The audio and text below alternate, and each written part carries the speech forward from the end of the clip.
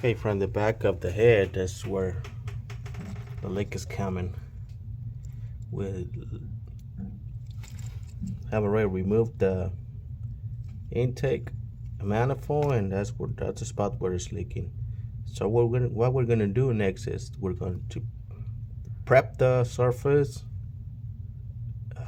do some sanding on that surface, and clean it up real good. We're gonna apply some JB Weld epoxy and see if that'll help us out to stop the leak. Right, I have already prepped the surface. I have sanded that spots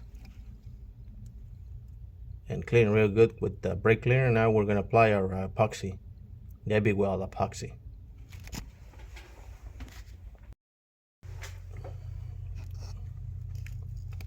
So the epoxy is in place.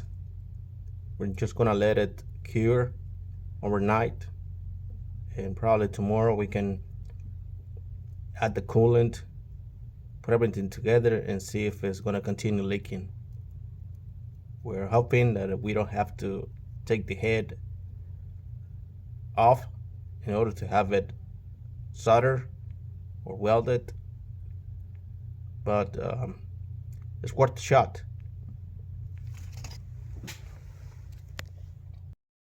Alright guys, I have already run the vehicle for about 25 minutes, a round trip, and I'm going to try to show you with this mirror that there's no leaks, there's no coolant leak. That's where I put the epoxy. That's just a little bit of oil leak right there from the valve cover down to the intake, but that's just oil residue, but there's no leak from coolant leak all the way around. It's gonna be hard to see it because it's with the mirror, but there's no leak. So that's the result after 25 minutes of driving the vehicle, and it seems like it's gonna be holding for quite a while. Not sure how long, but it's doable. It's doable to stop a crack coolant leak.